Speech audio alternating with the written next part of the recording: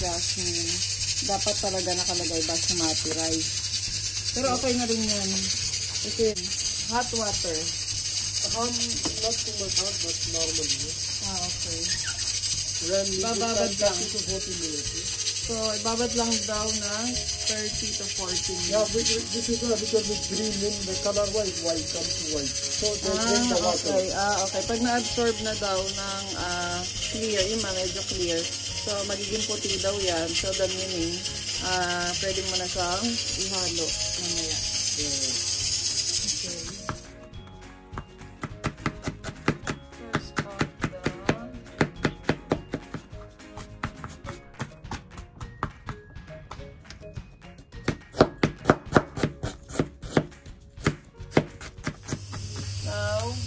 Nagigisa na siya ng bawang. Nalang niya muna yung bawang. Yan. And then, sunod niya ang dalawang onion slice. Ayan. Habang naghihintay siya ng matapos yung brush. Pinatay niya. Off na naka-off.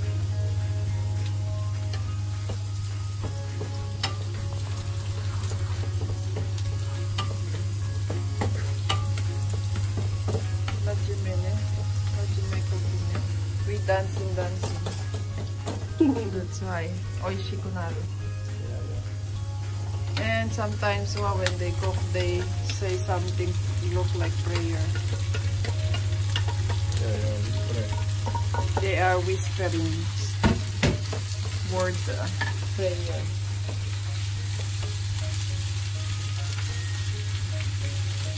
What you say when you are cooking? Ya Bismillah, la ilaha illallah. He said Bismillah.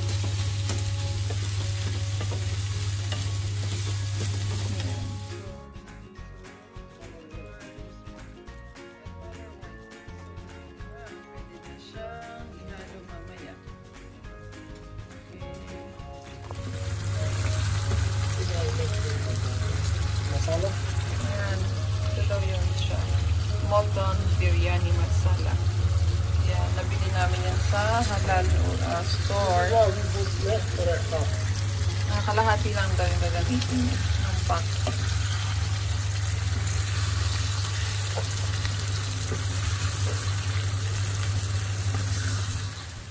Yan, half lang daw yung kailangan natin. Yan, yun lang daw.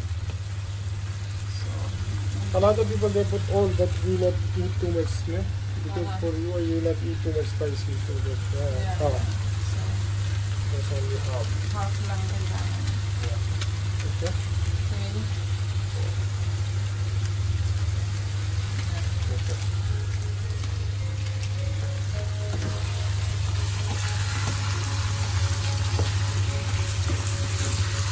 So, yan, i-mix mo lang ito ng para mix well mo lang, para yung kanyang medium, ingredients yan. Halo na gusto.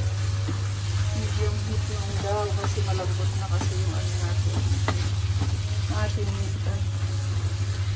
Sorry pagka nakapagsalita ako guys ng Japanese. So, yun ang Tagalog, English, and Japanese. Aking ginagamit. Kahit konting barok-barok na English. So, how many minutes will we steer? Yeah, this is what for 10 to 15 minutes. Slow fire. Slow fire.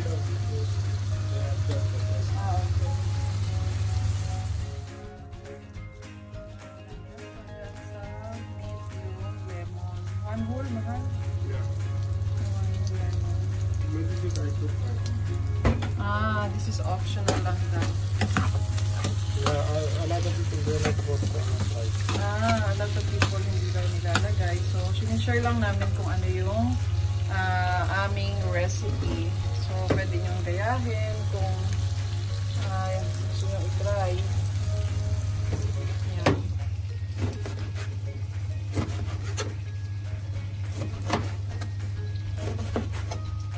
So, yan yung this is the way you cook in your province? Yeah, this is not everybody. Okay. Your own. Yeah. somebody throw it, they like it.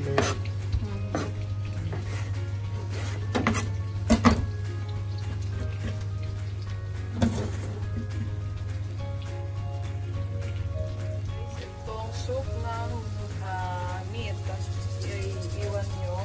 And then, ilalagay na natin yung rice na inabsorb na ng water for 30 minutes. Ayan. Tapos dadagdagan na lang natin ng konting tubig.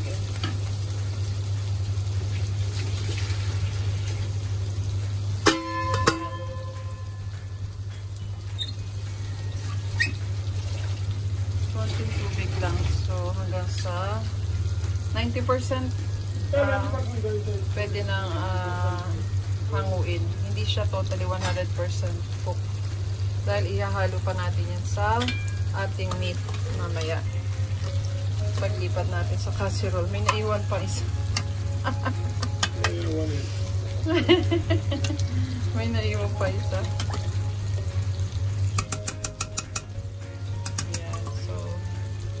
So, lalagyan natin siya ng fire. Sindihan natin.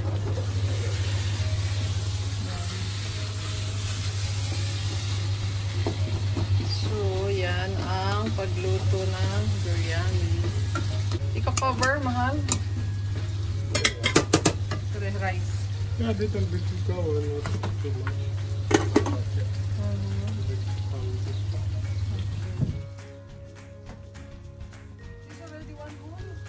No, half. Half that way. Still more half.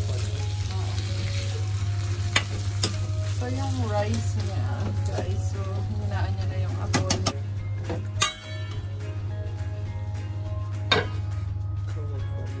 Now, lalagay niya na ang rice. Pag-layer-layer niya na. So, mga 90% lang na-cook yung rice.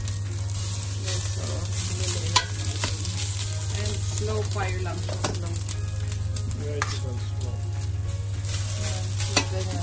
I-spread niya lang muna sa ating casserole or kawali, whatever. Oh, good smell!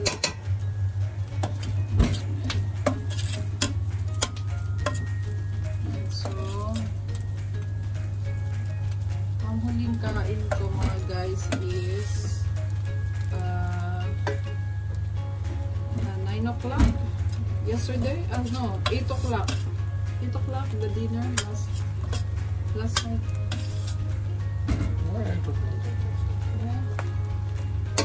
And then, ang kain ko naman, ang ulit noon ay siguro mga 6:30. When you Sunset, make the rice, sunset, 6:30. when you make the rice boil, you put the Ayun ng rice, bigyan nyo rin doon. So, yeah. but there, when you stir the nikuwa, no need the salt anymore. So in there, we already we put. And then, yan, layer by layer. Rice and then the meat.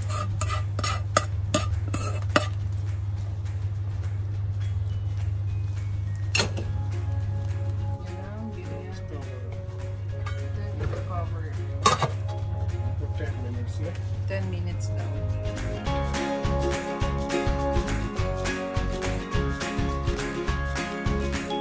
Guys, so start na kami ng aming after Ramadan. Now it's okay to eat.